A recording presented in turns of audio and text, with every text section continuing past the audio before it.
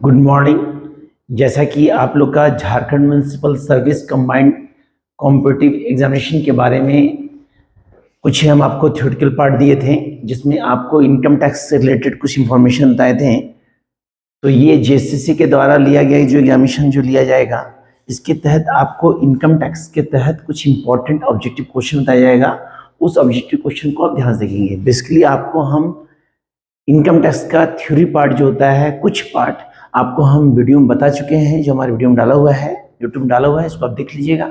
अब जो हम आपको वीडियो देने वाले हैं, इसमें आपको इनकम टैक्स से रिलेटेड कंप्लीट ऑब्जेक्टिव क्वेश्चन होगा, और ये सारे ऑब्जेक्टिव क्वेश्चन आपका Jharkhand municipal service combined competitive examination के तहत इंपॉर्टेंट है, मतलब मोस्ट वांटेड है। क्योंकि यदि आप ग्रेजुएशन किए हुए हैं, यदि आपको इनकम टैक्स का नॉलेज होगा, तो कंप्लीट इनकम टैक्स के तहत आपको डायरेक्ट और इनडायरेक्ट के तहत टैक्स के तहत कंप्लीट इंफॉर्मेशन आपको जानना पड़ेगा। तो जैसा कि हम जानते हैं, डायरेक्ट टैक्स होता है वह टैक्स जिस व्यक्ति पर लगाया जाता है, उसी व्यक्ति द्वारा भुगतान किया जाता है, तो ये आपका डायरेक्ट टैक्स होता है। और इनडायरेक्ट टैक्स होता है लगाया गया किसी पर और भुगतान किया जाता है किसी और के द्वारा, तो ये आपका इनडायरेक्ट टैक्स होता है। तो इसी के तहत कुछ ऑब्जेक्टिव क्वेश्चन है जो आपको बताने वाले हैं, और ध्यान से देखिएगा।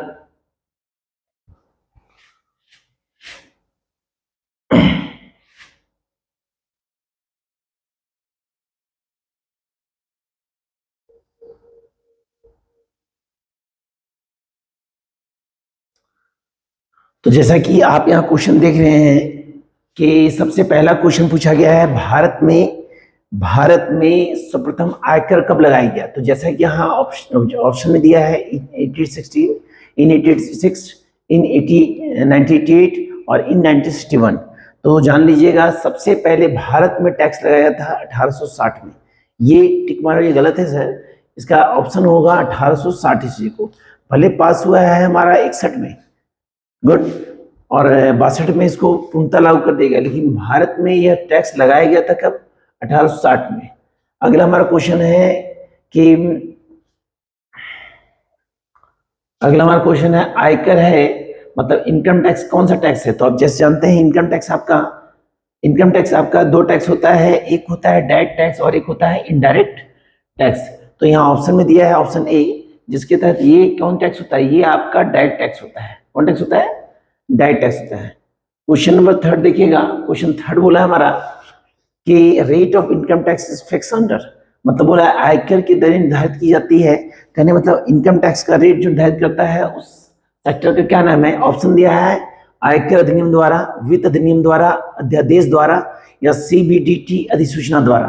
तो यहाँ इसका जो आंसर होगा वो होगा वित्त अधिनियम द्वारा। क्योंकि जानते हैं कि जो भी हमारा फाइनेंस मिनिस्टर होते हैं वो रेट निर्धारित करते हैं कि इनकम टैक्स का रेट ऑफ इंटरेस्ट क्या होगा। क्योंकि जब भी बजट पास होता है, जब भी भारत सरकार द्वारा फाइनेंशियल ईयर के तहत बजट पास होता है, तो उस बजट को पास करने वाले हमारे फाइनेंस मिनिस्टर होते हैं, और उन्हीं के द्वारा यह लागू किया जाता है कि रेट ऑफ इंटरेस्ट क्या होना चाहिए।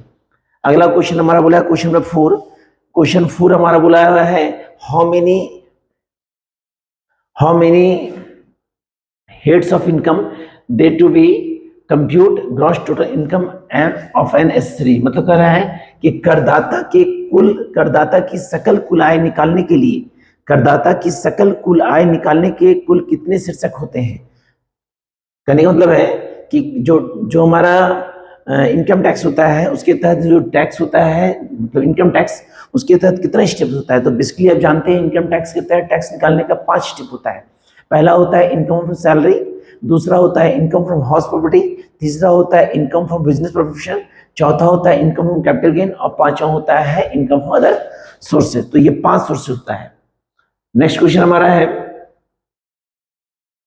हमारा बोला है कि वर्तमान आयकर अधिनियम निम्न प्रकार से जाना जाता है। यहाँ बोला है कि वर्तमान में, करंट में इनकम टैक्स अधिनियम निम्न प्रकार से जाना जाता है कि कौन सा है हमारा है। तो ये ऑप्शन है मेरा है ऑप्शन नंबर डी, आयकर अधिनियम। बोला है द प्रेजेंट, यहाँ बोला है हमारा कि प्रेजेंट, गौर कीजिएगा, यहाँ क्वेश्चन से बोला है कि the present income tax act is can noise. तो जैसा कि आप जानते हैं लागू है 60 में, लेकिन बोला है income tax 1922, income tax 1986, income tax rule 1962, then income tax 1961। तो ये इसका ऑप्शन होगा ऑप्शन नंबर डी। अगला क्वेश्चन बोला है प्रत्येक वर्ष 1 अप्रैल से प्रत्येक वर्ष 1 अप्रैल से प्रारंभ होने वाली 12 महीने की अवधि को कहा जाता है। यहाँ साफ साफ बोला है कि प्रत्येक वर्ष 1 अप्रैल से प्रारंभ होने वाली 12 महीने की अवधि कहा जाता है previous year, accounting year, assessment year या फाइनेंशियल ईयर। तो जैसा कि आप जानते हैं इसका ऑप्शन होगा हमारा असेसमेंट ईयर। क्या होता है सर? असेसमेंट ईयर, क्योंकि असेसमेंट ईयर जो होता है ये होता है अप्रैल टू मार्च, ये कंप्लीट 12 महीने का होता है। नेक्स्ट क्वेश्चन हमारा बोला है आयकर की परिभाषा है क्वेश्चन 7। क्वेश्चन 7 बोला है हमारा कि आयकर की परिभाषा है, बोला है सम्मिलित हुई है पूर्ण, पेचीदा या सरल। तो यहाँ पे इनकम टैक्स की परिभाषा जो है वो सम्मिलित हुई है। ये सारे क्वेश्चन मोस्ट वांटेड है, सारे क्वेश्चन को आप 1 से 2 बार जो देखिएगा सर, क्योंकि इससे रिलेटेड आपका सभी एग्जामिनेशन में, ये सिर्फ जीएससी के तहत नहीं, किसी भी आप कॉमर्स के तहत किसी फील्ड का एग्जामिनेशन देते हैं तो इनकम टैक्स से क्वेश्चन पूछे तो ये सारे क्वेश्चन इंपॉर्टेंट है। तो प्रश्न बोला है कि आयकर की परिभाषा है सम्मिलित हुई है पूर्ण, पेचीदा या सरल। इंग्लिश में बोला है the definition of income is inclusive, exclusive, complex या सिंपल। तो इसका आंसर होगा ऑप्शन नंबर ए, इंक्लूसिव, मतलब सम्मिलित हुई है। क्वेश्चन नंबर बोला हमारा क्वेश्चन नंबर 8 बोला है आयकर अधिनियम पारित किया गया है। तो आयकर अधिनियम पारित किया गया है, आपको ये 12 बता रहे हैं कि इनकम टैक्स पारित किया गया भारत में 1961 को। कब पारित किया गया? 1961 को। जैसे अगला क्वेश्चन मैंने बोला है, बोला हमारा कि the term previous year means, मतलब गत वर्ष से तात्पर्य है। ऑप्शन दिया है financial year, calendar year, financial year, calendar year, हिसाबी ईयर या कर निर्धारण वर्ष से पूर्व की वित्तीय वर्ष। तो ऑप्शन नंबर डी होगा, यहाँ होगा financial year before the assessment year. याद रखिएगा इसका ऑप्शन क्या होगा, financial year before the assessment year. Question 9 का ऑप्शन नंबर डी होगा। अगला बोला हमारा क्वेश्चन कि आयकर की गणना की जाती है। तो आपको पता है कि जो भी इनकम टैक्स निकालते हैं ये बेसिकली इनकम पे ही मेजरमेंट किया जाता है कि आपका इनकम फ्रॉम सैलरी के तहत इनकम कितना है, इनकम फ्रॉम हॉस्पिटल के तहत इनकम कितना है, इनकम फ्रॉम बिजनेस प्रोफेशन में इनकम कितना है, इनकम फ्रॉम कैपिटल गेन में इनकम कितना है। मतलब किसी भी ये 5 सेक्टर के तहत जो इनकम प्राप्त करते हैं उसी के तहत हम मेजरमेंट करते हैं इनकम का। तो इसका ऑप्शन होगा इनकम। ऑप्शन नंबर आपका सी होगा सर। क्वेश्चन नंबर 11 बोला हमारा, क्वेश्चन में 11 ध्यान से देखेंगे। क्वेश्चन में 11 बोला है हमारा कि कर निर्धारण वर्ष की अवधि होती है, कहने मतलब the period of assessment year, the period of assessment year. Option दिया है 1 जनवरी से, ऑप्शन दिया है 1 जनवरी से 31 दिसंबर, 1 अप्रैल से 31 मार्च, बोला 1 अप्रैल से 31 दिसंबर और 1 जुलाई टू 30 जून। तो इसका आंसर होगा ऑप्शन नंबर हमारा, इसका ऑप्शन नंबर बी होगा। गौर कीजिएगा, इसका ऑप्शन बी होगा क्योंकि फाइनेंशियल ईयर के तहत हमारा जो ईयर होता है वो 12 महीने का होता है, जो 1 अप्रैल से आपका 31 मार्च होगा, 1 अप्रैल से 31 मार्च।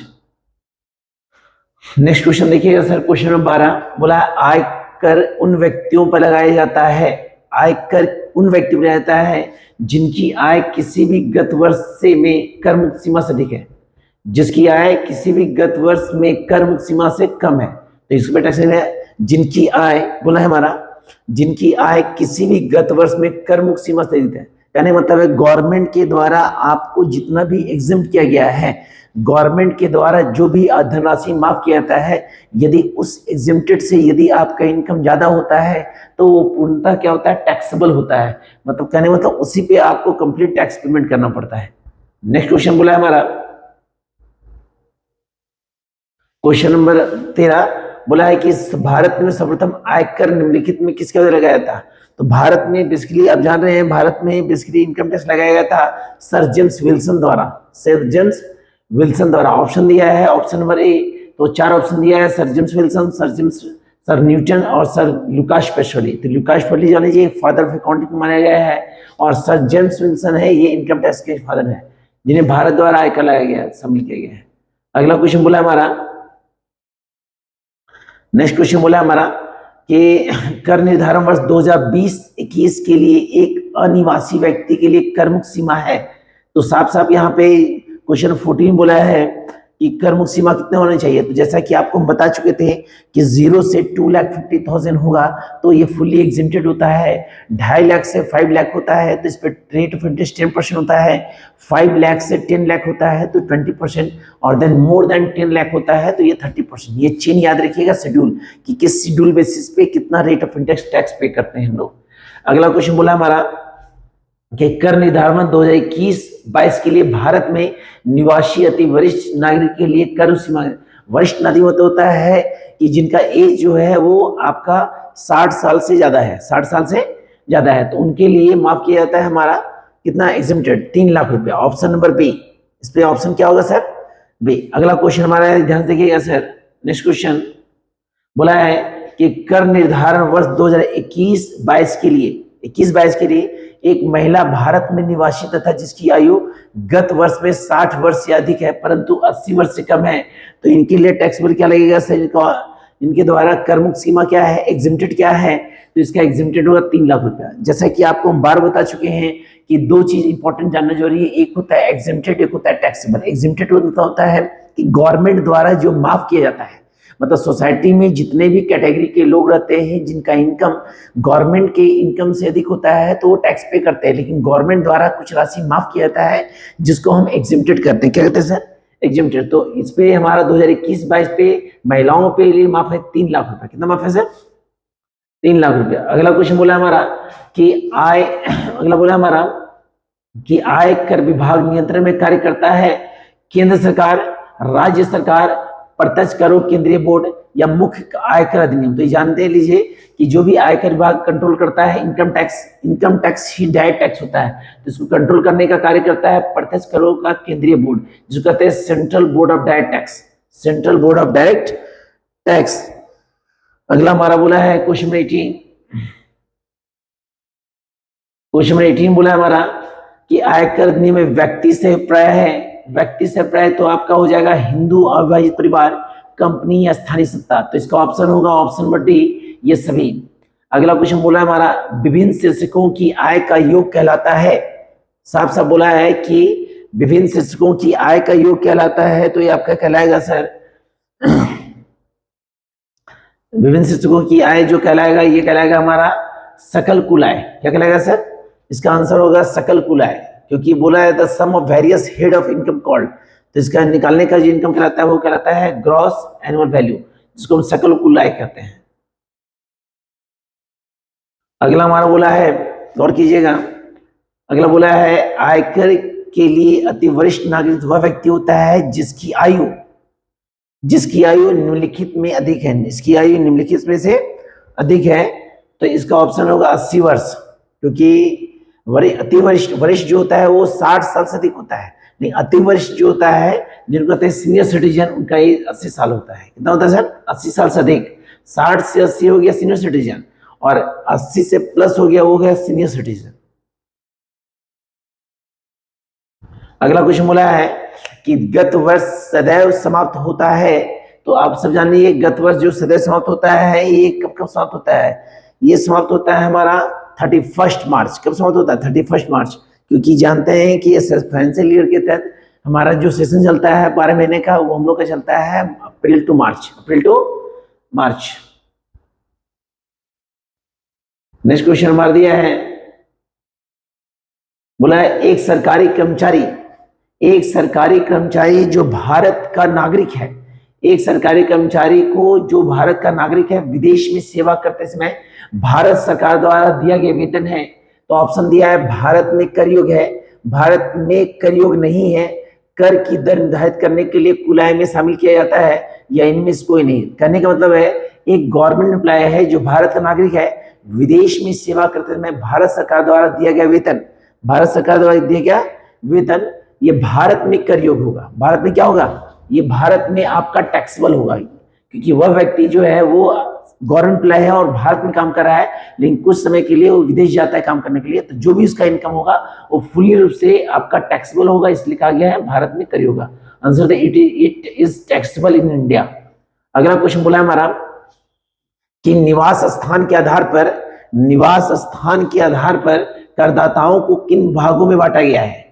ऑप्शन दिया है भारत विदेशी, निवासी गैर निवासी भारतीय, निवासी असाधारण निवासी तथा निवासी तथा व्यक्ति फर्म कंपनी। तो यहाँ साफ साफ क्वेश्चन में आंसर लिखा है निवास स्थान के आधार पर। तो निवास स्थान क्या होता है, यदि निवासी हो अपना, या असाधारण निवासी हो, या अनिवासी हो, तीनों कैटेगरी में बांटा गया निवास स्थान में। तो ये ऑप्शन नंबर सी होगा। इसका ऑप्शन नंबर क्या होगा सर, सी। अगला बोला हमारा क्वेश्चन, भारत में उपार्जित आयकर कर योग होती है। भारत में उपार्जित आयकर कर योग होती है। तो ऑप्शन ध्यान से देखिएगा,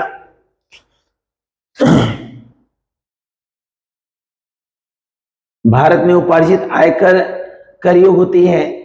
तो इसका ऑप्शन होगा सर हमारा, इसका ऑप्शन होगा ऑप्शन नंबर ए, सभी करदाताओं के लिए, क्योंकि income accrue in India is symbol for, जितने भी टैक्सेबल होते हैं, जितने भी टैक्स पेबल होते हैं, उन सभी के द्वारा किया जाता है। तो इसका ऑप्शन होगा सभी करदाताओं के लिए, क्योंकि सभी लोग उपार्जित आय कर योग होते हैं, सभी लोग अपनी इनकम का क्या करते हैं, एक्यूरेट इनकम का क्या करते हैं, टैक्स पे करते हैं। अगला बोला हमारा कि निवास स्थान, बोला है निवास स्थान पे करदाताओं को कितनी श्रेणियों में बांटा गया है। निवास स्थान के स्थान पर करदाताओं को कितने श्रेणी बांटा गया है। तो जैसा कि जानते हैं निवास स्थान के आधार पर अभी जस्ट बताए थे, निवासी, अनिवासी, है ना, और एक और बताए थे। तो इसको 3 श्रेणी बांटा गया था। इसका ऑप्शन होगा बी। क्या ऑप्शन होगा, बी। छठा हमारा क्वेश्चन बोला है हमारा, गौर कीजिएगा, छठा क्वेश्चन बोला है पाकिस्तान में कृषि से आय कर योग है। पाकिस्तान में कृषि से आय कर योग है। तो इसका ऑप्शन बोला निवासी, असाधारण निवासी, अनिवासी, या कर योग नहीं होना। तो इसका ऑप्शन होगा निवासी, क्योंकि पाकिस्तान में कृषि से आय कर योग है। निवासी जो वहां रहते हैं उनके लिए इंपॉर्टेंट है, उनके द्वारा ही एग्रीकल्चर पर टैक्सेबल होता है, मतलब उनके द्वारा ही कृषि पे टैक्स पे किया जाता है। अगला बोला है कि एक भारतीय नागरिक जो गत वर्ष में रोजगार हेतु विदेश जाता है, निवासी के लिए भारत में कम से कम ठहरना होगा यदि उसकी कुल आय विदेशी स्रोतों की आय छोड़कर गत वर्ष में 15 लाख रुपए तक हो। 15 लाख रुपए हो तो कितने दिन के लिए विदेश ठहरना चाहिए, तो 182 दिन, याद रखिएगा सर, 182 दिन, 182 दिन। अगला क्वेश्चन बोला हमारा कि करदाता की निवासी स्थिति प्रत्येक वर्ष, सही बात है कि प्रत्येक साल जो होता है हमारा टैक्स का रेट घटता और बढ़ता है, वेरिएबल की तरह बदलते रहता है। तो इसका ऑप्शन क्या होगा, बदल सकती है। क्या होगा सर, बदल सकती है। अगला क्वेश्चन हमारा है, बोला हमारा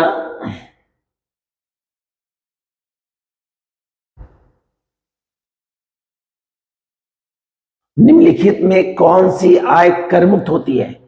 निम्नलिखित में कौन सी आय करमुक्त होती है, dearly allowance, city corporation allowance, foreign allowance, या मेडिकल अलाउंस। तो ये ऑप्शन जान लीजिएगा। इसके तहत हमारा जो अलाउंस माफ होगा वो फॉरेन अलाउंस माफ होगा। विदेश भत्ता पूर्णतः एग्जेम्प्टेड होता है, विदेश भत्ता जो होता है वो कंप्लीट रूप से एग्जेम्प्ट होता है।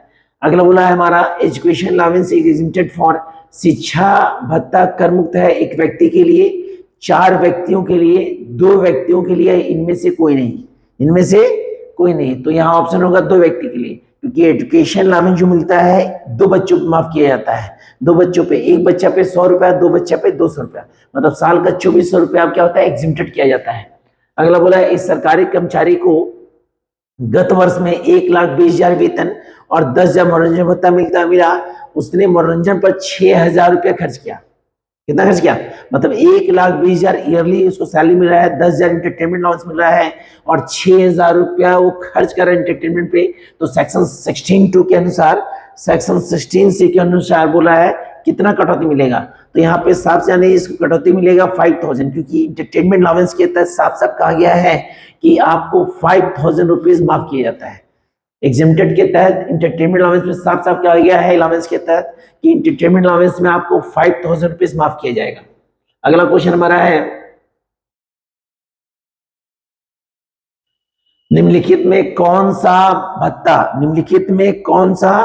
भत्ता आयकर से पूर्णतः करमुक्त है, आयकर से पूर्णतः करमुक्त है। ऑप्शन दिया dearness allowance, house rent allowance, foreign allowance और नन ऑफ दिस। तो अभी जस्ट बताए थे कि कौन अलाउंस, फॉरेन अलाउंस, तो इसमें भी ऑप्शन कौन सा आएगा, फॉरेन अलाउंस। अगला बोला है कि एक सरकारी कर्मचारी को प्राप्त मनोरंजन भत्ते की कटौती की अधिकतम रकम कितनी है, the maximum amount the deduction on entertainment allowance is government employ, तो इसका ऑप्शन होगा ए, ऑप्शन ए। अभी जस्ट बताए थे इंटरटेनमेंट अलाउंस में कितना माफ किया जाता है, इंटरटेनमेंट अलाउंस में माफ किया जाता है आपका 5,000 रुपए। कितना माफ किया जाता है, 5,000 रुपए। बोल रहा है हमारा कि deduction allowance the gross salary, सकल वेतन में कटौती मिलती है, professional tax, entertainment tax, income tax, insurance premium, ये सभी।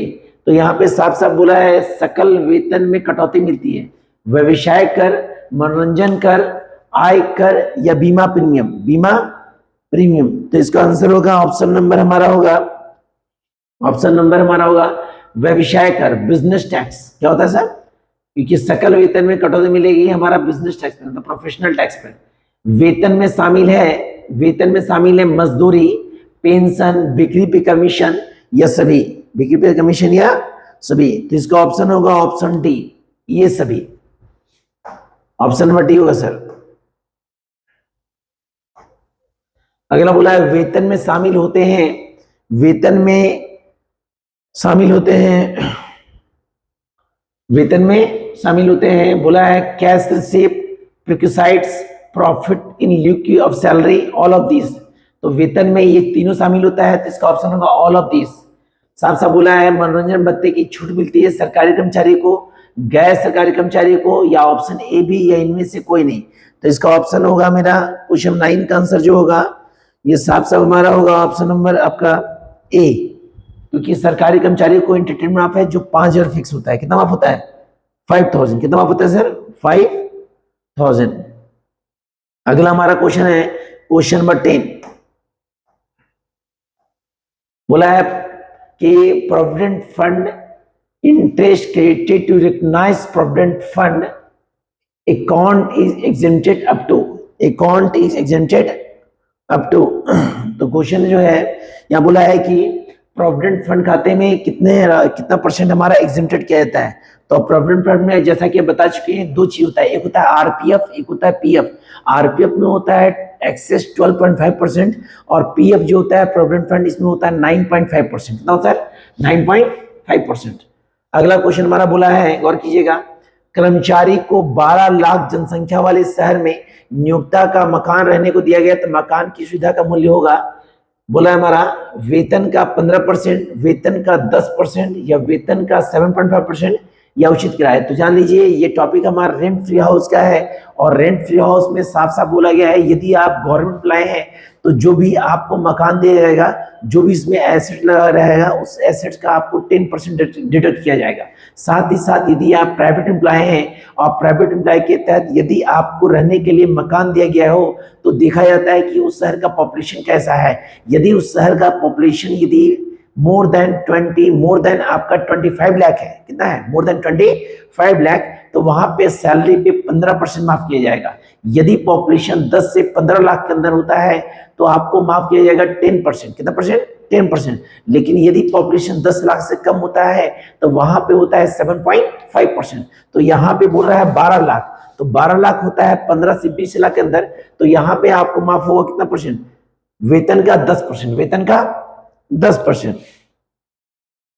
अगला बोला है हमारा क्वेश्चन नंबर 12, गौर कीजिएगा, मालिक की सुविधा का मूल्य कर योग होता है प्रत्येक कर्मचारी के लिए, विशिष्ट कर्मचारी के लिए, अधिकारी के लिए, डायरेक्टर के लिए। तो यहाँ पे साफ साफ जो आंसर होगा मालिक की सुविधा का मूल्य कर योग होता है विशिष्ट कर्मचारी के लिए, मतलब स्पेशल एम्प्लॉय जो होते हैं जिनका पोस्ट काफी हाई लेवल में होता है उन्हीं के लिए प्रिक्विसाइट के तहत उनको सेवाएं मिलती है। प्रिक्विसाइट्स क्या होता है, प्रिक्विसाइट जो होता है इसको अनुलाभ करते हैं, इनके तहत उनको नौकर, माली, गार्डनर, कुक सारी सुविधाएं मिलती है। तो ये बोला है किसके तहत मिलेगी, तो विशिष्ट कर्मचारी मतलब स्पेसिफाइड एम्प्लॉय। अगला बोला है हमारा क्वेश्चन कि नियोक्ता के लिए शिक्षा का लागत 1200 प्रतिमाह प्रति बच्चा, कर्मचारी के बच्चे की निःशुल्क शिक्षा के लिए कर योग होगा। साफ साफ बोला है 1,000 प्रतिमाह, 200 प्रतिमाह, 1200 प्रतिमाह या शून्य। 1200 प्रतिमाह, 1200 प्रतिमाह, प्रतिमाह 1200 प्रति बच्चा पे, 1200 प्रतिमाह। अगला बोला हमारा क्वेश्चन कि निजी चिकित्सा बिलों की प्रतिभूति कर मुक्त होती है, क्या होती है, कर मुक्त होती है। तो इसमें बोला है हमारा निजी, निजी मतलब reimbursement of the medical bill the private hospital is exempted. इसका ऑप्शन होगा नील, क्योंकि आप जान लीजिएगा प्राइवेट हॉस्पिटल के तहत यदि आप इलाज करवाते हैं तो फुल्ली एग्जेम्प्टेड होता है। इसमें क्या होता है? फुल्ली। यदि आप गवर्नमेंट एम्प्लॉय है तो। अगला बोला है हमारा क्वेश्चन कि मकान किराया भत्ता पूर्णतः कर मुक्त होता है, एक सीमा तक कर मुक्त होता है, बड़े शहरों में कर मुक्त होता है, सरकारी कर्मचारी कर मुक्त होता है। तो ये जान लीजिएगा हाउस रेंट अलाउंस एक सीमा तक कर मुक्त होता है, एक लिमिटेड अमाउंट होता है जो माफ किया जाता है। अगला हमारा टॉपिक जो है वो हमारा एचआरए से है। तो साफ साफ बोला है हमारा क्वेश्चन में साफ साफ बोला है कि मकान संपत्ति से आय गणना करते समय ब्याज को छोड़कर अन्य व्यय के संबंध में कटौती की मात्रा क्या है? या बोला है deduction for the other expense expected the interest in the consumption competition of income from house property is to allowance to be the extent of. तो यहाँ बोला है कितना परसेंट होता है? तो जान लीजिए ग्रॉस एनुअल वैल्यू का 30%, क्योंकि जब हम इनकम फ्रॉम हाउस प्रॉपर्टी बनाते हैं तो सबसे पहले हम लेते हैं जीएबी, जिसको हम कहते हैं gross annual value. Gross annual value में दो चीज माइनस करते हैं, एक म्युनिसिपल टैक्स और एक अनरिलाइज्ड रेंट। ये दो माइनस करते हैं तो हमारा निकलता है आपका नेट एनुअल वैल्यू। और नेट एनुअल वैल्यू में क्या करते हैं? डिडक्शन के तहत 30% हम माइनस करते हैं, तो हमारा क्या कहते हैं डिडक्शन कितना परसेंट है? 30%। तो ग्रॉस एनुअल वैल्यू में नेट एनुअल वैल्यू के तहत कितना परसेंट माफ करते हैं? 30%। अगला बोला है सुरेश ने मई 2019 में ऋण लेकर स्वयं के रहने के मकान खरीदा। गत वर्ष 2020-21 में ऋण पर 2,10,000 का ब्याज दिया। मकान संपत्ति की आय गणना कर योग। मकान संपत्ति से आय गणना करने में कटौती योग्य राशि है 2,10,000, 1,75,000, 2 लाख। तो इसका ऑप्शन होगा आपका 2 लाख। कितना होगा सर? 2 लाख।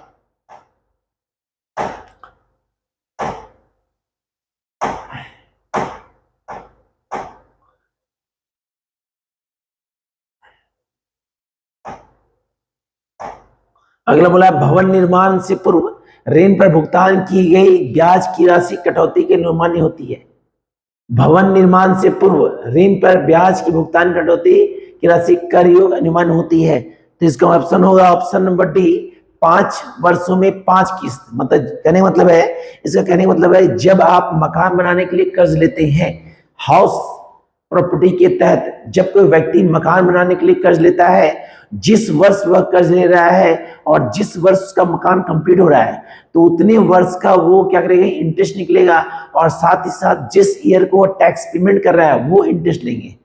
लेकिन इसमें नियम कहा गया है कि जब आप लोन ले रहे हैं और जब आपका मकान कंप्लीट हो रहा है तो कंप्लीट इंटरेस्ट का 5वां भाग, 5वां हिस्सा और जो आपका प्रीवियस ईयर है उस इंटरेस्ट को जोड़ के हम क्या करते हैं, आप लोग लोन का इंटरेस्ट, लोन का पेमेंट करते हैं। तो उसका अमाउंट क्या, उसका आंसर क्या होगा? ऑप्शन नंबर डी, 5 वर्षों में 5 किस्त, मतलब 1/5।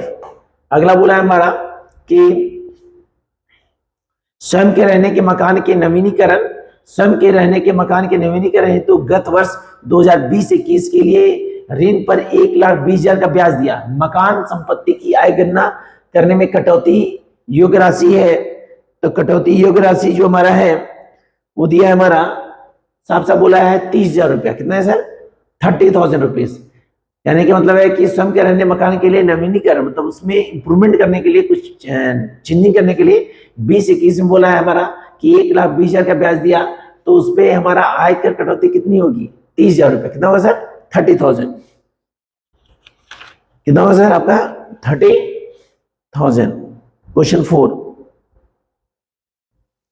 अगला हमारा बोला है धारा 23(2)(b) में वर्णित खाली रही मकान संपत्ति का वार्षिक मूल्य क्या है? वार्षिक मूल्य क्या है? बोला नगर पालिका मूल्य, मतलब municipal value, fair rent, standard rent या नील। तो यहाँ साफ साफ इसका आंसर होगा हमारा, इसका साफ साफ बोला है क्वेश्चन की 23(2)(b) में वर्णित खाली रही मकान संपत्ति का वार्षिक मूल्य क्या होगा? Municipal value, fair rent, municipal value, fair rent, मानक किराया या शून्य। इसका आंसर होगा आपका शून्य। अगला बोला हमारा कि आयकर के उद्देश्य के लिए मकान का आशय है, आयकर के उद्देश्य के लिए मकान का आशय है रहने का मकान, कार्यालय के प्रयोग हेतु भवन, गोदाम, मकान से ये सभी सम्मिलित है। तो इसका ऑप्शन होगा डी, मकान में ये सभी सम्मिलित है, क्योंकि इसके कंडीशन में आपको इनकम प्राप्त हो रहा है। गुड।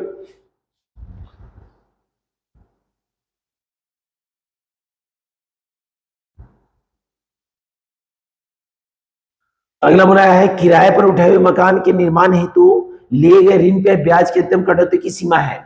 मतलब यदि आप कोई मकान रेंट पे ले रहे हैं तो उस पर इंटरेस्ट ऑन ब्याज, इंटरेस्ट ऑन लोन की अधिकतम कटौती की सीमा है 1,50,000। नहीं होगा सर, 1,00,000 नहीं, 30,000 नहीं सर, कोई सीमा नहीं। Option number D, option number D. अगला क्वेश्चन हमारा बोला है कि कोई स्वयं के व्यापार के उपयोग में आने वाले मकान किया है।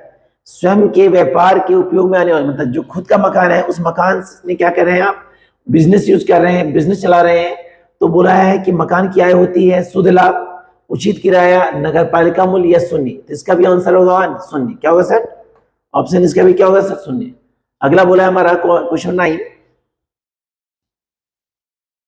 क्वेश्चन 9 बोला हमारा कि एक्स ने स्वयं के रहने का मकान 2012 में क्रय किया, जिस पर उसने 9,75,000 का ऋण लिया। कितना लिया, 9,75,000। ब्याज की कटौती होगी जबकि गत वर्ष में दे ब्याज 1,50,000, 1,50,000। कितना सर, 1,50,000।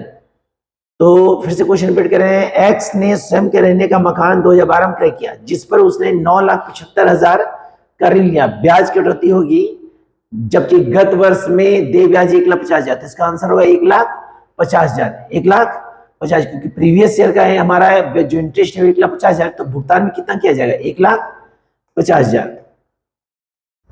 अगला क्वेश्चन हमारा बोला है कि स्वयं के रहने के मकान का वार्षिक मूल्य होता है नगर पालिका मूल्यांकन, उचित किराया, शून्य या इनमें से कोई नहीं। इसका ऑप्शन होगा शून्य। The annual value of the self occupied house, खुद के मकान में रह रहे हैं तो उसका क्या होता है, वार्षिक मूल्य होगा, नहीं सर, 0 होगा, क्योंकि आप मकान में रह रहे हैं। अगर बोला है हमारा कौन सी मकान संपत्ति से आए, कौन सी मकान संपत्ति से आए, कौन सी मकान संपत्ति से आय करयोग नहीं है, करयोग नहीं है। तो इसका ऑप्शन होगा बुरा है फार्म हाउस, राजा का महल, व्यापारिक भवन या ये सभी। तो बुरा है कि इनकम फ्रॉम हाउस प्रॉपर्टी के तहत कौन सा है हमारा टैक्सेबल होगा। इनकम फ्रॉम हाउस प्रॉपर्टी के तहत जो भी आप टैक्स पे कीजिएगा वो टैक्सेबल नहीं है। तो फार्म हाउस नहीं होगा, राजा का महल भी नहीं होगा, बिजनेस प्रोफेशन के तहत भी नहीं होगा सर। तो ये सभी, तो ऑप्शन होगा डी। अगला क्वेश्चन बोला है हमारा, अगला क्वेश्चन बोला है एक मकान संपत्ति का वार्षिक मूल्य 1,20,000 है। एक मकान संपत्ति का वार्षिक मूल्य कितना है, 1,20,000। इस मकान के बराबर के सर स्वामी बीएमसी है। बी की मकान संपत्ति से आय होगी कितनी होगी सर, 42,000, 60,000, 80,000 या 1,20,000, 1,20,000। तो कहने का मतलब है यहाँ पे 5वां हिस्सा होता है हमारा 1,20,000। तो इसका बोला है हमारा, फिर से क्वेश्चन रिपीट करते हैं। एक मकान संपत्ति का वार्षिक मूल्य कितना है, 1,20,000 है। इस मकान के बराबर के सर स्वामी बी एस सी है, दो पार्टनर बी एंड बी की मकान संपत्ति से आय होगी, क्या होगी, आय होगी। तो यहाँ पे गौर कीजिएगा, इसका ऑप्शन होगा डी, ऑप्शन ए 42,000। कितना होगा sir option, option number B. कैसे होगा बताएंगे सर आपको। अगला बोला है एक मकान का वार्षिक मूल्य, एक मकान का वार्षिक मूल्य 40,000 है। सेक्शन 24A के अंतर्गत वैधानिक कटौती होगी, वैधानिक कटौती ऑप्शन दिया है 8,000, 10,000, 12,000 और 15,000। इसका ऑप्शन होगा आपका सी 12,000। कितना होगा सर, 12,000। अगला क्वेश्चन बोला है, जो भी क्वेश्चन बता रहे हैं सारे वांटेड है, इसको आप ध्यान से 1 से 2 बार देख लेंगे और कॉपी में नोट कर लेंगे तो आपको समस्या नहीं होगा। हम हर ऑब्जेक्टिव को आपको कंप्लीट बता रहे हैं, इसको नोट डाउन कर लेंगे। अगला क्वेश्चन बोला हमारा कि गत वर्ष में, क्वेश्चन बोला हमारा गत वर्ष में 1 लाख रुपया प्राप्त हुआ, इसमें से राशि में कटौती मिलेगी नील 20,000 रुपया, 30,000 रुपया या 50,000 रुपया। तो इसका आंसर होगा कितना सर, 30,000 रुपीज। कितना होगा सर, 30,000 रुपीज। अगला क्वेश्चन बोला हमारा कि न वसूले हुए किराए की कटौती, न वसूले हुए किराए कटौती स्वीकृत होने के बाद किराया वसूल हुआ मूल्य हुआ 1 लाख रुपया, इस राशि में से कटौती मिलेगी। तो ऑप्शन दिया है हमारा, गौर कीजिएगा, ऑप्शन दिया है 20,000, 30,000 देन 40,000। इसका भी ऑप्शन होगा 30,000। कितना माफ होगा? 30,000। हाउस प्लॉटिंग याद रखिए 30,000 हमारा माफ किया जाता है। अगला हमारा क्वेश्चन बोला है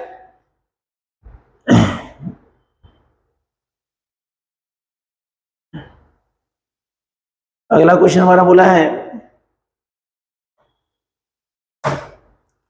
क्वेश्चन कि मकान संपत्ति से आय शीर्षक के अंतर्गत आय गणना का आधार होता है नगरपालिका मूल्य, प्राप्त किराया, मानक किराया और हमारा एनुअल वैल्यू। तो यहाँ पे कंडीशन 16 में क्वेश्चन में साफ साफ बोला हुआ है कि जो भी आप base of computation of income under the head of income from house property, municipal value, rent received, standard rent या एनुअल वैल्यू, इसका आंसर होगा एनुअल वैल्यू। अगला क्वेश्चन बोला हमारा कि एनुअल वैल्यू। अगला क्वेश्चन बोला हमारा कि मकान के सकल वार्षिक मूल्य में से नगरपालिका कर की कटौती मिलेगी। मकान के सकल वार्षिक मूल्य में से नगरपालिका कर की कटौती मिलेगी। दिया है गत वर्ष में किराएदार द्वारा दिया गया, गत वर्ष में मकान मालिक द्वारा दिया गया, गत वर्ष में दे या इनमें से किसी ने। इसका ऑप्शन होगा बी, गत वर्ष में मकान मालिक द्वारा दिया गया। अगला बोला है गत वर्ष 2020-21 में ए को बकाया किराए से 60,000 प्राप्त हुए। धारा 25 ए के अंतर्गत, धारा 25 ए के अंतर्गत कर योग राशि होगी। तो ऑप्शन नंबर बी होगा। इसका ऑप्शन क्या होगा सर? Option number B. अगला क्वेश्चन देखिए ध्यान से,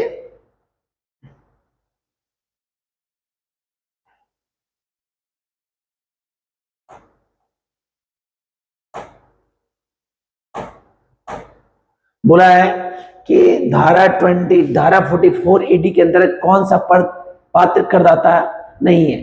under section 44 AD who is not an ineligible SSC. तो बोला एक व्यक्ति, हिंदू अविवाहित परिवार, साझेदारी फर्म या सीमित दायित्व वाले साझेदारी फर्म। तो लिमिटेड लाइबिलिटीज वाला, लिमिटेड लाइबिलिटी और पार्टनरशिप फर्म। इसका ऑप्शन होगा डी। अगला बोला है पात्र व्यवसाय के अनुमानित लाभ का प्रतिशत कितना है? तो आप जानने चाहिए पात्र लाभ के व्यवसाय का परसेंटेज जो है वो हमारा है आपका 8%, 4%, 8%, 12% और 15%। इसका ऑप्शन होगा 8%। कितना होगा सर? 8%। अगला बोला है हल्के माल ढोने के वाहन को चलाने से प्रतिमाह अनुमानित आय है, अनुमानित आय है। तो बोला है कितना हमारा अनुमानित आय है? 3,000 रुपया, 4,000 रुपया, 7,500 रुपया, 6,000। इसका ऑप्शन होगा सी, 7,500 रुपया। अगला बोला है हमारा, अगला हमारा बोला है कि यदि गत वर्ष में बीमा कंपनी की राशि 60,000 रुपये से अधिक नहीं है तो खर्चों की अधिकतम राशि कटौती मिलेगी। तो कितनी कटौती मिलेगी? इस पे कटौती आपका मिलेगा 15,000 रुपया, 20,000 रुपया, 25,000 रुपया या 30,000। तो वार्षिक बीमा के तहत कमीशन 60,000 है से अधिक नहीं है, तो इसमें आपका ऑप्शन नंबर बी होगा। कितना माफ होगा? 20,000 रुपया। कितना माफ होगा सर? 20,000 रुपया। अगला क्वेश्चन बोला हमारा पांचवा क्वेश्चन, अगला पांचवा बोला हमारा कि पात्र व्यवसाय की कुल बिक्री सीमा है 40 लाख, 50 लाख, 2 करोड़ या 80 लाख। तो इसका ऑप्शन होगा 2 करोड़। कितना होगा? The total turnover limited in the eligible businesses. तो इस पे 2 करोड़ हमारा होता है। कितना होता है सर? 2 करोड़। याद रखेंगे सर। बोला है धारा 44 एडी के अंतर्गत विक्रय की सीमा है, विक्रय की सीमा है, विक्रय की सीमा है। तो इसका आंसर होगा हमारा 20 लाख, 60 लाख, 80 लाख, 2 करोड़। तो आंसर कितना होगा? 2 करोड़। कितना होगा सर? 2 करोड़। अगला बोला है धारा 44 ई के अंतर्गत, धारा 44 ई के अंतर्गत अनुमानित आय के प्रावधान लागू होते हैं यदि गत वर्ष में करदाता, यदि गत वर्ष में करदाता डॉट डॉट डॉट के अधिक मात्र वाहनों के स्वामी न हो, 10, 12, 15, 20। तो इसका ऑप्शन होगा 10। कितना होगा सर? Option number A 10। याद रखेंगे सर 44 ए के अंतर्गत अनुमानित आय के अंतर्गत जितना माफ किया, जितने लोग होते हैं वो कितने हो सर? 10।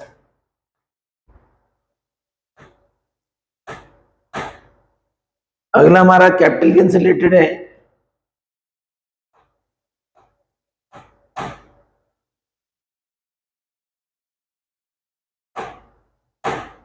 बोला है पूंजीगत लाभ को कितने प्रकार में बांटा गया है?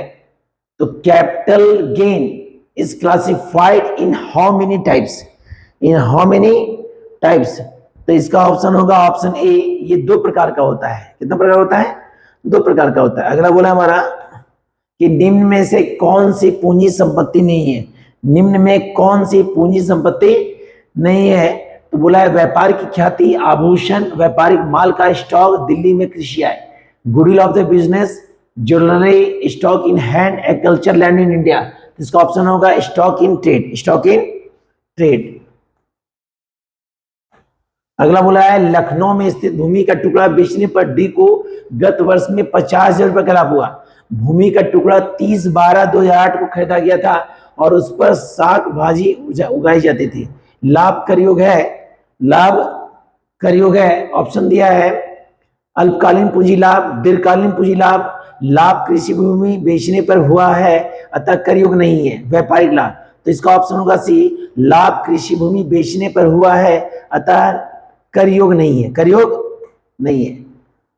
अगला क्वेश्चन बोला है एक साझेदारी फर्म में रिहायशी मकान बेचा गया। फर्म को किस धारा के अंतर्गत दीर्घकालीन पूंजी लाभ पर कर में छूट मिल सकती है? छूट मिल सकती है। तो बोला है option section 54, section 54D, section 54EC, section 54F। अगला बोला है निम्न में से किस मद पर पूंजीगत लाभ कर योग होगा? निम्न में से किस मद पर पूंजीगत लाभ कर होगा? तो बोला है विशेष धारक बॉन्ड, विशेष धारक बॉन्ड 1991, 6.5% ज्वेलरी गोल्ड बॉन्ड 97%, व्यापारिक स्टॉक, इनमें से कोई नहीं, इनमें से कोई नहीं। तो इसका आंसर होगा इनमें से कोई नहीं। जैसा कि आपको बता रहे हैं कि आपको इनकम टैक्स के तहत जो भी ऑब्जेक्टिव क्वेश्चन दे रहे हैं, इस सारे ऑब्जेक्टिव क्वेश्चन को आप देख लेंगे। इसके बावजूद भी आपको इनकम टैक्स से रिलेटेड कुछ और इंपॉर्टेंट क्वेश्चन देंगे, जिसको आप ध्यान से देख लेंगे। यदि इस क्वेश्चन आंसर को आप 2 से 3 बार रिपीट कर लेते हैं तो आपको समस्या नहीं है। फिर जेसीसी के द्वारा किसी प्रकार का एग्जामिनेशन लिया जाएगा कॉमर्स से रिलेटेड, तो इनकम टैक्स से रिलेटेड इस सारे क्वेश्चन आंसर आपको काम देंगे। तो इस वीडियो को आप 2-3 बार देख लें और ध्यान से इसको फॉलो करें, लेकिन इसको रिटेन जरूर कर ले sir. Okay sir, next video आपको देंगे सर नेक्स्ट क्लास में। ओके।